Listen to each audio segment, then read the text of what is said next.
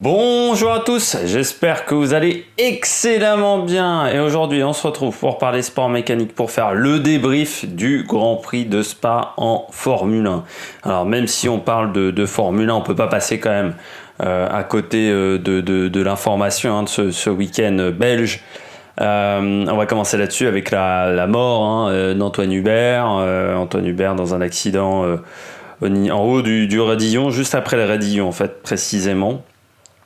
Au tout début de la ligne droite qui suit le Radillon où voilà, il a été percuté par Juan Manuel Correa, le pilote américain, après que Giuliano Alesi ait perdu sa voiture. On ne sait pas si c'est à cause d'une crevaison, s'il l'a juste perdu de l'arrière. Pour l'instant, c'est difficile de savoir. Encore une fois, il y aura enquête du côté de la FIA pour essayer de trouver les causes du drame. C'est pas la raison de cette vidéo. Donc voilà, Antoine Hubert, 22 ans, bien entendu, drame terrible.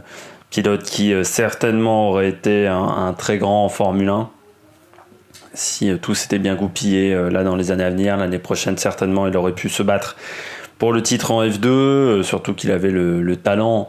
Je l'avais dit lors de mon débrief sur la mi-saison, qu'il avait le talent pour bien manager les pneus. Moi, il m'avait impressionné par exemple à Bahreïn pour sa première course en F2 où il avait fait une course magnifique, où il avait pris la 4e place de la course longue en faisant vraiment des très très bonnes choses. Ça avait été également le cas sur d'autres courses où il avait réussi également à être très performant en gérant bien les pneus. Il avait été costaud à Monaco lors de la course sprint, on s'en souvient, lors de sa première victoire en F2. Il fallait être solide pour retenir sa position. Donc voilà, forcément c'est un drame pour le monde des sports mécaniques et ça a été un week-end assez difficile avec un mécanicien blessé du côté de chez Rebellion, c'était à Silverstone, et puis un mort également, un commissaire de piste qui est mort.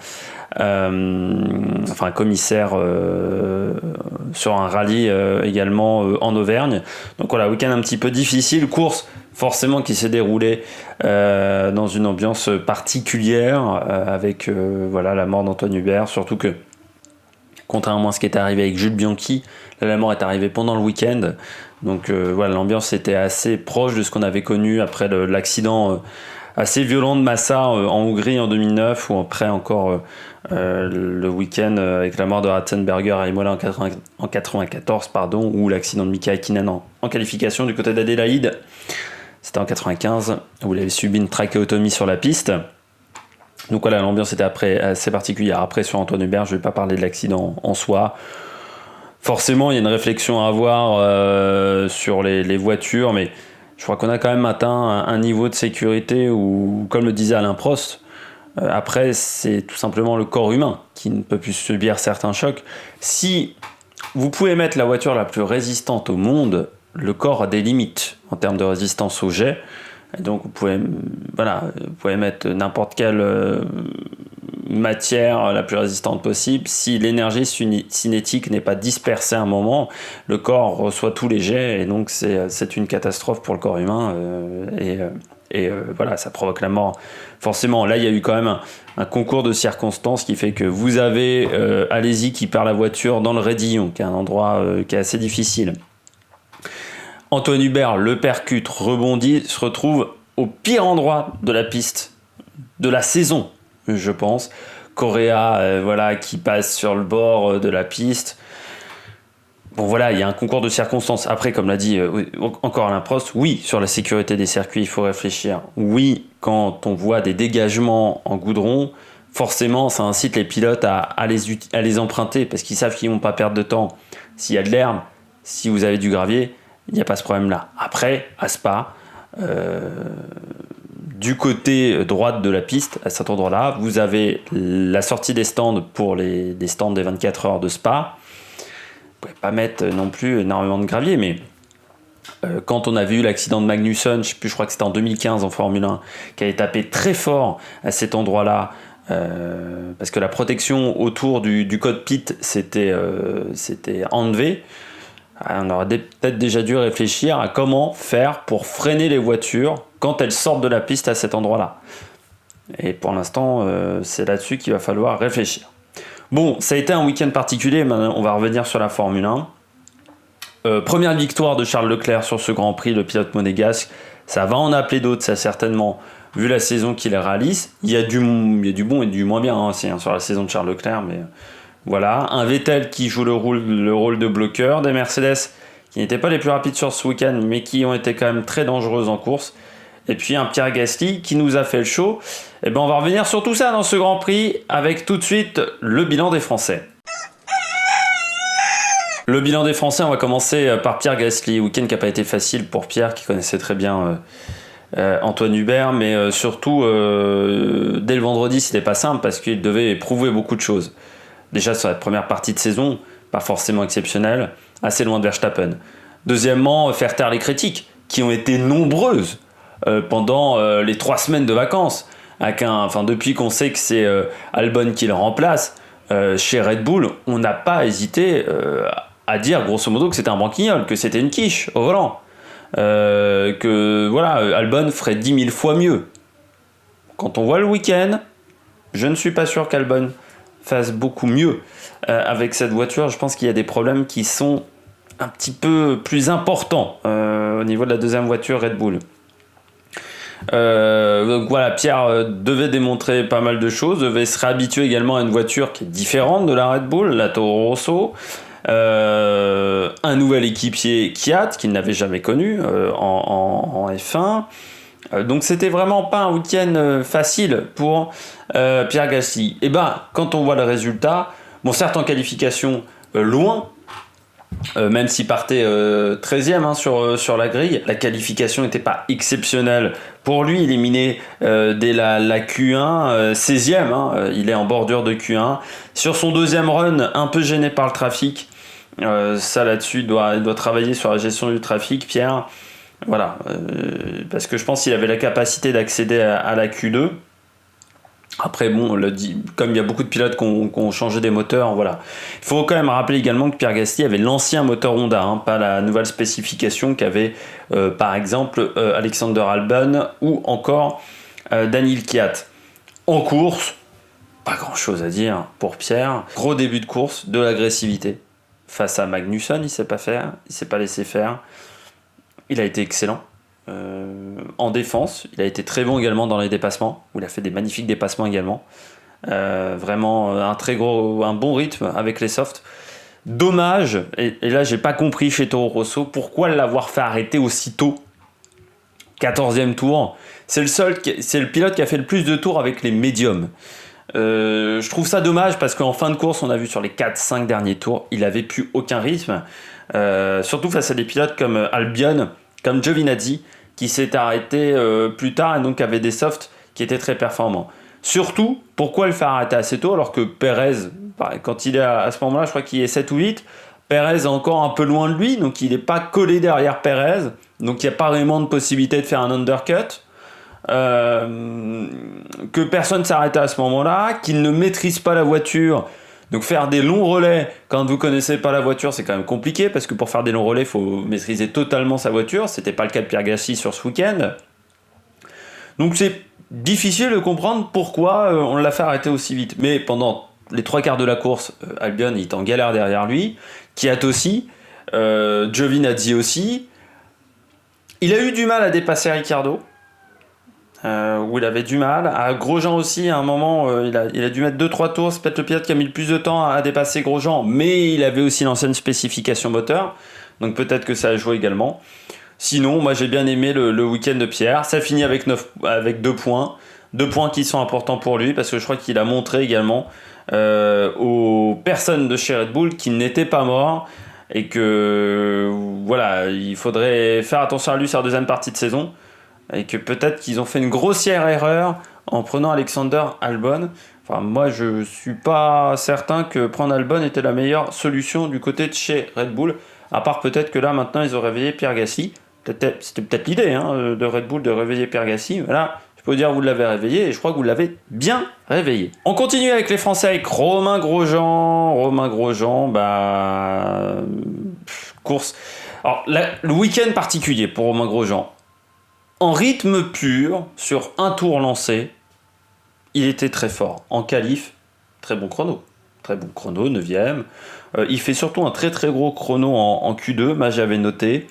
où il était très rapide en Q2 comme Ricciardo et comme Raikkonen, où il fait vraiment un très grand tour.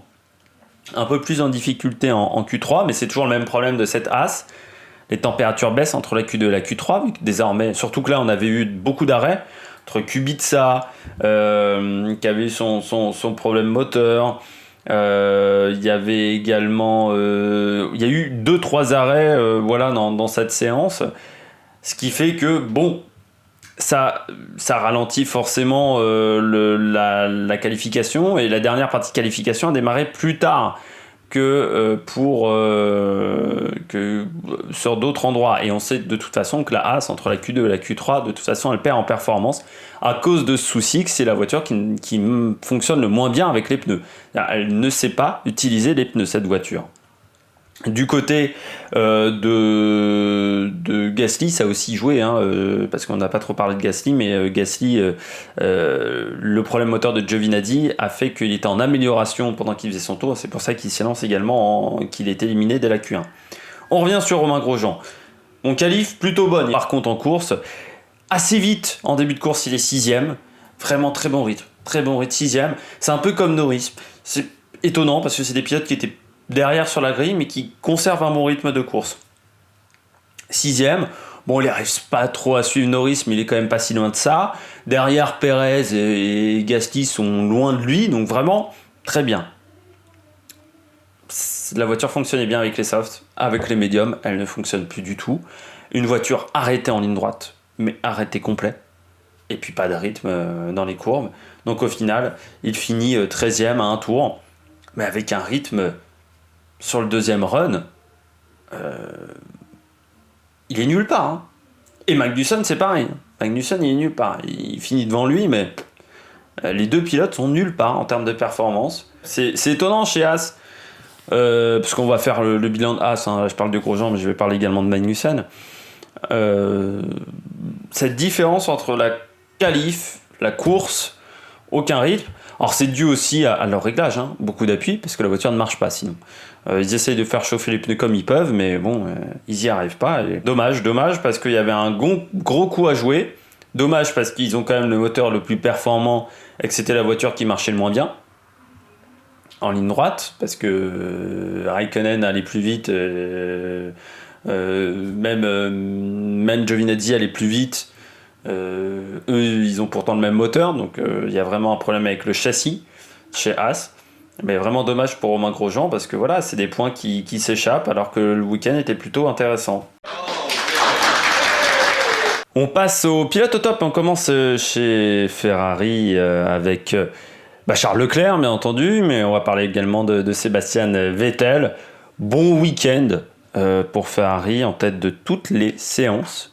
EL1, EL2, EL3, également en tête en qualification. Et puis là, Charles Leclerc au-dessus, 7 dixièmes devant tout le monde. Vettel fait également un bon tour, même s'il y a encore quelques erreurs. Des fois, il surconduit un petit peu parce qu'il sait qu'il est quand même pas mal menacé par son coéquipier monégasque. En course, Leclerc a essayé de manager au mieux ses pneus, ça a plutôt bien fonctionné face à Lewis Hamilton, même s'il n'aurait pas fallu qu'il y ait 2 tours de plus, parce que Hamilton, sinon, il l'aurait dépassé avec le DRS. La Ferrari qui est comme elle a moins d'appui, la Ferrari forcément les pneus patinent plus et donc les pneus s'usent plus vite que sur la Mercedes. Il a eu de la chance également que Vettel joue bien le rôle de bloqueur. Il y a eu une course d'équipe chez Ferrari parce que c'est vrai que si Vettel s'arrête au bon moment, je pense qu'ils font 2 et 3 chez Ferrari, mais pas la victoire. Et l'objectif était la victoire, c'est pas les points. Et on sait qu'au championnat pilote et constructeur, c'est mort. Donc l'objectif maintenant, c'est de gagner des victoires. La dernière victoire remontait quasiment à 1 an avec la victoire de Raikkonen du côté d'Austin. Pour Vettel, c'est vrai que ça commence à faire aussi. La dernière victoire de Vettel, elle allait, ça doit être Monza. Monza ou Spa. Non, ça doit être Spa même l'année dernière. Elle doit dater d'1 an. Mais voilà, belle victoire de Charles Leclerc qui domine son équipier en qualification parce qu'il lui colle quand même 7 dixièmes. Il était au-dessus pendant tout le week-end, Charles. Il avait un rythme démentiel. C'est un beau vainqueur en plus. Parce que voilà, il connaissait Antoine Hubert. Parce que voilà, on rappelle, Charles, il a été repéré par Jules Bianchi, il était sur le même coin enfin, il allait au circuit de karting du père de Jules Bianchi. C'est comme ça qu'il a été repéré par Jules. Jules a confié ça à Nicolas Todd, qui était son agent, et Nicolas Todd, il l'a repéré et il a vu tout de suite qu'il y avait du potentiel. C'est un peu comme ça également qu'il est rentré à Driver Academy. C'est un peu grâce à Jules Bianchi, donc voilà, je pense que c'est le vainqueur parfait pour ce week-end qui ne l'a pas été, qui a été difficile. Belle victoire de Charles. Il n'y a pas grand-chose à dire, tellement il a dominé le week-end. Il a tenté au maximum de manager ses pneus. Il a fait avec le matériel qu'il avait. C'était pas les plus rapides en course, les Ferrari. Par contre, en qualification, sur un tour, la voiture était démentielle. Et on verra si ça sera la même chose la semaine prochaine du côté de Monza, mais comme il y a encore plus de lignes droites normalement à Monza, je pense que Mercedes devra avoir un peu de mal à gêner les Ferrari. On enchaîne avec Mercedes. Cette vidéo va être longue, hein, je m'aperçois de ça, mais il a fallu parler d'Antoine Hubert, donc bien entendu, ça rallonge la vidéo, puis j'ai jamais fait court sur les débriefs F1. Hein. J'ai fait rarement moins de 20 minutes sur un débrief Formule 1. Du côté de Mercedes, bon week-end de course. Du côté de chez Mercedes, il limite la casse. Comme c'est l'expression qu'on a appris à Toto Wolff. Du côté de chez Canal+. Bon week-end quand même. En qualification, il n'y a pas grand-chose à faire. Tout simplement, la voiture est moins performante. Je pense qu'aussi, du côté de chez Mercedes, on se concentre sur le rythme de course. Donc voilà, Hamilton et Bottas à 7 et quasiment 9 dixièmes pour Bottas après en course. Bottas n'avait pas un très grand rythme. Il était en dessous d'Hamilton. Peut-être aussi que le fait d'avoir renouvelé son contrat, il est un peu moins sous pression, et donc il a décidé de faire la course un peu en dedans. Faut quand même pas négliger que Bottas, il a un contrat certes en 2020, mais je sais pas si son contrat continue au-delà de 2020, donc il va falloir quand même qu'il reste concentré, le pilote finlandais. Du côté de Hamilton, bon week-end également, il prend la deuxième place face à Charles Leclerc qui est 5e au championnat, donc voilà, c'est pas un danger pour lui direct. On va dire l'adversaire numéro 1 qui est Verstappen abandonne. Bottas est derrière lui, donc voilà, week-end tout bénef pour Hamilton. Du côté de chez Mercedes, la voiture était rapide en course, ça a failli le faire pour Hamilton pour gagner. À Monza, il faudra partir, je pense, sur la même stratégie, tout faire pour avoir un bon rythme de course, pas forcément un bon rythme de qualification. On peut dépasser sur ce circuit, embarquer peut-être plus d'appui que Ferrari ou que les autres, puis tenter de voir ce que ça peut faire en course. Dernier pilote au top, c'est Sergio Pérez. Sergio Pérez qui a fait un bon week-end de course. Sergio qui finit 6e. Donc vraiment au top pour un pilote d'une équipe de seconde zone, on va dire.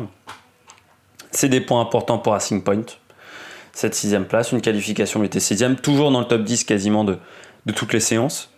On le dit toujours, mais Racing Point, à Spa et à Monza, c'est des circuits qui ont toujours marché pour cette voiture, tout simplement parce que dans l'ADN de cette voiture, il n'y a jamais eu énormément d'appui, c'est toujours une voiture qui a été faible en appui. À Spa, c'est là où ils ont réalisé une pole position, c'était avec Fisichella, ça remonte du côté de Force India. C'est là où l'année dernière, Esteban Ocon avait pris une 3e place. Ils ont toujours très très bien roulé sur ce circuit, les pilotes Force India. Donc Racing Point, c'est la suite logique de Force India. Perez qui en plus a été confirmé pour 3 saisons chez Racing Point. Donc ça, c'est une bonne nouvelle pour le Mexicain. De toute façon, c'est un pilote qui est compétent. C'est étonnant de faire parce que il est un peu comme Romain Grosjean, c'est-à-dire ces deux pilotes qui ont quasiment fait toute la carrière dans des équipes de milieu de tableau, puisque lui il a simplement passé une saison chez McLaren, et encore c'était la dernière année où McLaren était associé à Mercedes, donc c'était quasiment une équipe de milieu de tableau à ce moment-là, Mercedes. Sinon il a toujours été chez Sauber, chez Force India, jamais dans des top teams. Pourtant, c'est un pilote qui a du potentiel. C'est vrai que son année chez McLaren, c'était pas très très bien passé. On se souvient par exemple d'un contact entre lui et Raikkonen du côté de Monaco.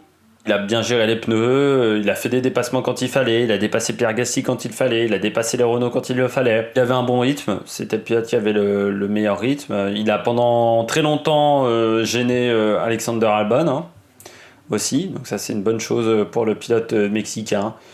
Bonne course. Je pense qu'à Monza ils seront également rapides, donc il essaiera d'être performant. Il a dominé son équipier. Donc voilà, il a fait le taf sur ce week-end et rapporte des points qui sont importants pour son équipe. On passe aux équipes et aux pilotes où ça a été moyen. On commence avec Daniil Kvyat. Pourquoi je dis moyen Daniil Kvyat? Je pourrais dire parfait, oui, 7ème place. Sauf qu'en qualification, il est devancé par Pierre Gasly, qui est pourtant son nouvel équipier. Qu'en course, lui, il a une stratégie idéale, ce qui n'a pas été le cas de Pierre Gasly. Donc c'est comme ça qu'il arrive à dépasser Pierre. Qu'il n'arrive pas à être devant Alexander Albon. Et ça, je pense que c'était son objectif, d'être devant Albon. Il n'a pas réussi à l'être. Donc forcément, pour le second poste chez Red Bull, il est en bagarre. Les trois sont en bagarre. Voire peut-être même un Nico Hülkenberg. À réfléchir chez Red Bull, si on voulait recruter un bon numéro 2. Hülkenberg, c'est un bon numéro 2. Bon, après, en course, Kvyat, bon rythme. Bonne gestion des pneus comme souvent. Il aime bien aussi quand les conditions sont un peu fraîches. Il s'est défendu quand il fallait se défendre.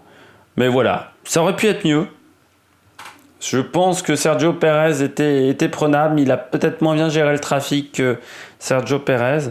Peut-être aussi que le moteur Honda qui a un peu moins de puissance, c'est un peu plus difficile. Mais lui, il avait la nouvelle spécification du moteur Honda, ce qui n'était pas le cas, on le rappelle, de Pierre Gasly, qui l'aura du côté de Monza. Lui, il aura les pénalités à Monza, Pierre. Deuxième équipe où ça a été coup-ci, coup-ça, McLaren. Alors j'aurais pu dire super week-end de McLaren. C'était bien parti, hein. Lando Norris... certes, la qualification n'est pas terrible hein, pour McLaren. 11e pour Lando Norris, 15e sur la grille hein, pour Carlos Sainz, mais même leur qualification n'était pas exceptionnelle. Ils n'avaient pas un très gros rythme sur un tour lancé. Par contre, en course, le rythme est excellent. Alors Sainz, on ne l'a pas trop vu.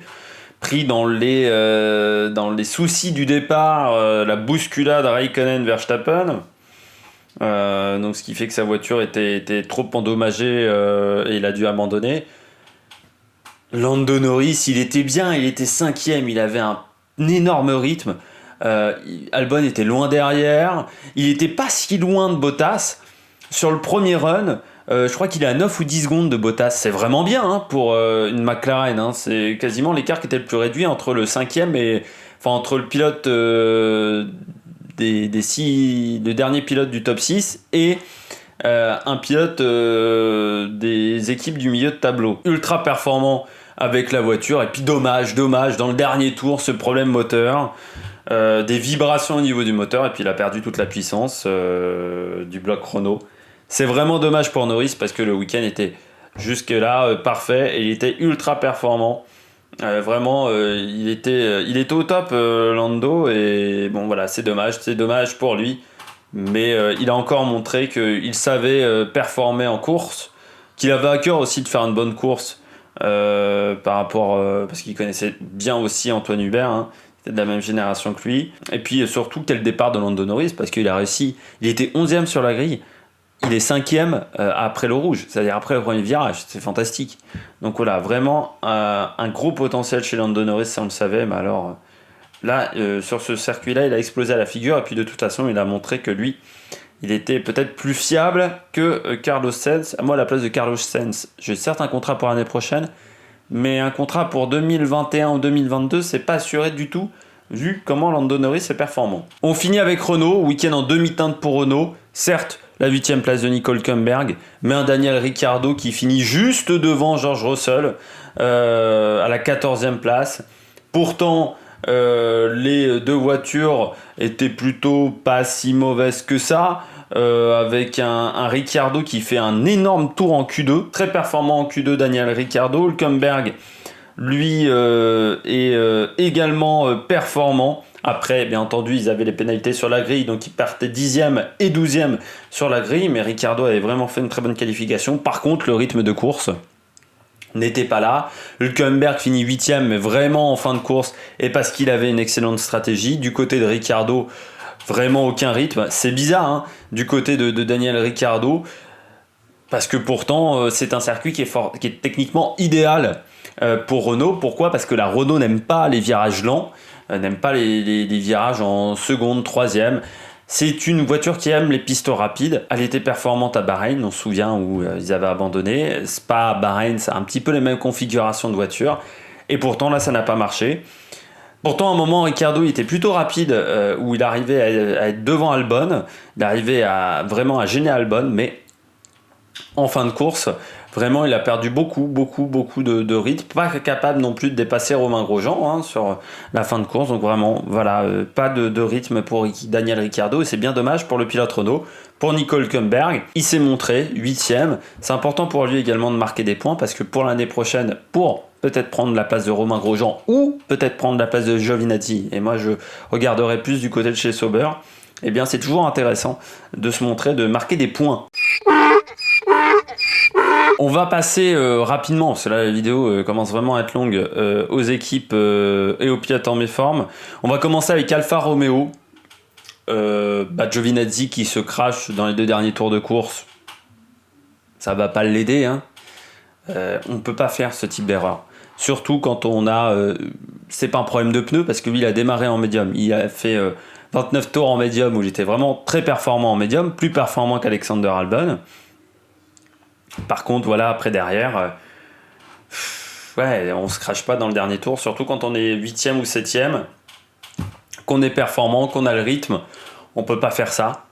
Et puis, Kimi Raikkonen, je sais pas trop ce qui s'est passé au premier tour, mais Kimi Raikkonen dit que c'est Verstappen dit que c'est Raikkonen. Bon, je dis que c'est 50-50. Vous avez Raikkonen qui se décale quand même, je trouve pas mal, sur la droite de la piste. Vous avez Verstappen qui tente de se faufiler à un endroit où on sait très bien qu'à l'eau rouge, être le plus à l'intérieur possible, c'est souvent pas bon, parce que c'est souvent signe de perte d'aileron avant ou de perte de suspension. Et puis voilà, le contact entre les deux. Après, Raikkonen, il n'avait pas de rythme parce que la voiture était largement endommagée. Il finit même derrière George Russell, qui met Raikkonen. Course qui n'a pas été simple. Puis Giovinazzi, on ne peut pas se cracher comme ça dans le dernier tour, ce n'est pas normal. On passe à Red Bull. Verstappen, 5e simplement en qualif, à 3/10 de Valtteri Bottas, pas de rythme en qualif. De toute façon, du côté de Verstappen, en course, il abandonne dès le premier tour, donc il marque 0 points, ça c'est pas bon pour lui. Son premier abandon de la saison, mais c'est vraiment pas bon pour la 3e place du championnat et même la bagarre pour la 2e place. Face à Bottas, il a perdu beaucoup de points et ça va être dur de revenir peut-être sur la 2e place, et Ferrari est revenu pour la 3e place. Du côté de Verstappen, la voiture n'était pas très performante malgré une évolution moteur. Du côté de chez Honda, c'est pas top. Lui, il demande beaucoup à Honda. Hein. Max Verstappen, il a dit qu'il veut qu'il casse des moteurs. Voilà, il veut plus de performance, pas plus de fiabilité. Il sait que la fiabilité, ça se trouvera après, et que la performance, il lui faut de la performance aujourd'hui à Verstappen pour montrer sa Red Bull. Ensuite, par contre, il devance totalement son équipier. Alors certes, on m'a dit Alexander Albon, il travaillait sur les longs relais, donc en qualification. C'est normal qu'il soit derrière. Je veux bien qu'il soit derrière. Par contre, qu'il soit derrière de quasiment 2 secondes, parce que le temps de Max Verstappen, c'est 1:43.690. 1:43.690. 1:45.7. Il y a 2 secondes 2 entre les deux. 2 secondes 1.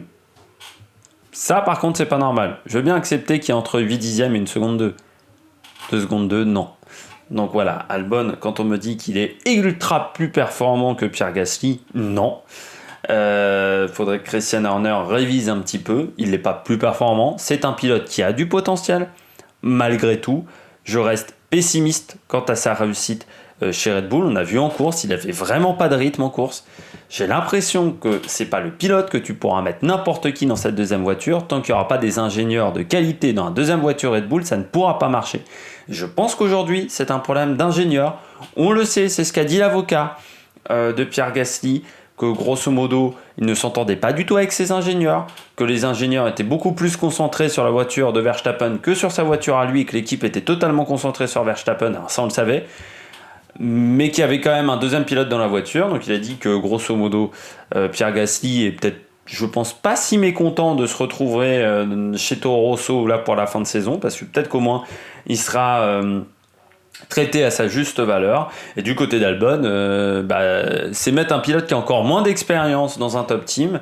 Certes, c'est un bon pilote, c'est un pilote qui est intéressant, qui était bon en F2, qui était bon en GP3, mais je rappelle qu'il n'a jamais remporté un titre dans les catégories inférieures. Donc est-ce qu'on a véritablement un vrai gagneur? C'était un pilote qui normalement aurait dû faire de la Formula I. Je suis pas sûr que si Renault ne l'a pas repéré, si Ferrari ne l'a pas repéré, même si Helmut Marko ne l'avait pas repéré au départ chez Red Bull, que ça soit forcément un top pilote. Mais après, je peux me tromper, peut-être que du côté de chez Red Bull, ils ont trouvé des choses que nous, on n'avait pas vues avant. Mais est-ce que Albon est 10 000 fois meilleur que Pierre Gasly? Non. Il finit 5e parce qu'il profite de l'abandon de Lando Norris, parce qu'il profite d'une stratégie idéale, ce qui n'était pas le cas pour Pierre Gasly, parce que je pense qu'il fallait mieux finir avec les softs que démarrer avec les softs. Donc lui, il a eu la stratégie idéale. Pierre Gasly, quand il dépasse Pierre Gasly, il a déjà 25 tours avec ses pneus soft, avec ses pneus médium, pardon. Donc forcément, Albon avec des softs qui avaient à peine 7 ou 8 tours, forcément, il l'a mangé tout cru. Mais il finit quand même à 1 minute 20 du vainqueur. C'est grosso modo les écarts qu'avait Pierre Gasly sur les vainqueurs également. Donc pour moi, c'est pas un problème de pilote, c'est un problème de voiture avec la deuxième voiture Red Bull. Donc voilà, tant qu'on n'aura pas réglé ce problème-là, on ne pourra pas être performant. Je finis avec Williams. Bon, Williams au fond du gouffre sur cette piste. Pourtant, on aurait pu s'attendre peut-être un peu mieux avec le moteur Mercedes, mais ça n'a pas été pour Williams. George Russell finit loin. 15e et Robert Kubica simplement 17e. Pourtant, ils avaient été performants du côté de Silverstone. On aurait pu s'attendre également de la performance du côté de Spa. C'est quand même des circuits où il y a des virages rapides, mais ça n'a pas marché du côté de George Russell. Et puis Lance Stroll qui finit 10e, certes, mais loin de son équipier Lance Stroll, que ça soit en qualification où il est miné encore... non, où il passe en Q2. Tiens, c'est rare, mais il était quand même loin de Sergio Perez qui va en Q3. Et puis surtout, simplement 10e, il profite de l'abandon de Lando Norris et puis de l'abandon de Giovinazzi, sinon il aurait fini 12e et il n'avait pas un très très gros rythme, le pilote canadien, vu qu'on voit qu'il finit quand même à 25 secondes de son équipier. Quand on est dans une équipe de milieu de tableau, c'est pas top de finir aussi loin de son équipier. Comme vous avez l'habitude, à la fin de ces débriefs sport mécanique, on passe au classement et on commence avec le classement pilote. Avec un Lewis Hamilton qui reste en tête du classement pilote, qui reste bien en tête même du classement pilote avec 268 points. Il a 65 points d'avance sur Valtteri Bottas. Derrière, on retrouve Max Verstappen, le 0 pointé fait mal pour Max Verstappen qui se retrouve désormais à 22 points. Ensuite, on retrouve Sébastien Vettel qui se rapproche forcément de Max Verstappen, un Charles Leclerc qui se rapproche de Sébastien Vettel également, 12 points d'écart. On retrouve ensuite Pierre Gasly qui prend 2 points, qui reste 6ème de ce classement avec 7 points d'avance sur Carlos Sainz. Derrière, Daniil Ricciardo, 6 points qui font du bien pour le pilote russe. Kimi Raikkonen, Alexander Albon qui rentre dans le top 10, ensuite Lando Norris et Daniel Ricciardo. Et puis le deuxième français, c'est toujours Romain Grosjean avec simplement 8 points et 17ème. Du côté du classement pilote, on va retrouver Mercedes toujours en tête, 471 points pour Mercedes. Ferrari deuxième avec 326 points. L'écart se réduit un peu mais n'est pas suffisant. Et puis c'est surtout l'avance sur Red Bull qui augmente assez largement. Ensuite on retrouve McLaren qui vraiment est la 4e force du plateau encore, même s'il ne marque pas de points sur ce week-end de course. Toro Rosso qui marque 8 points, c'est quasiment le meilleur week-end de Toro Rosso après l'Allemagne. On retrouve ensuite Renault qui reste loin quand même des performances de Toro Rosso et de McLaren avec 43 points. Racing Point, très bon week-end pour Racing Point avec 40 points. Alfa Romeo ensuite, As et Williams, toujours dernier avec un point, mais je rappelle que ce point pourrait être retiré si les Alfa Romeo obtiennent gain de cause au niveau de leur appel après le Grand Prix d'Allemagne. Ça sera le 24 septembre que cet appel aura lieu du côté du siège de la FIA à la Concorde. J'espère que vous avez aimé cette vidéo, même si elle a été très très longue. On a parlé d'Antoine Hubert, on a parlé des Français, de ce week-end qui a été un peu particulier à Spa. Nous, on se retrouve pour la semaine prochaine, pour la semaine prochaine ça ne veut rien dire, pour faire le débrief du Grand Prix de Monza. D'ici là, il y aura d'autres vidéos. Je pense qu'on continuera sur Colin McRae. J'espère que vous avez aimé cette vidéo. Et puis nous, on se retrouve pour de nouvelles aventures sur l'Amérique Production. Ciao, ciao!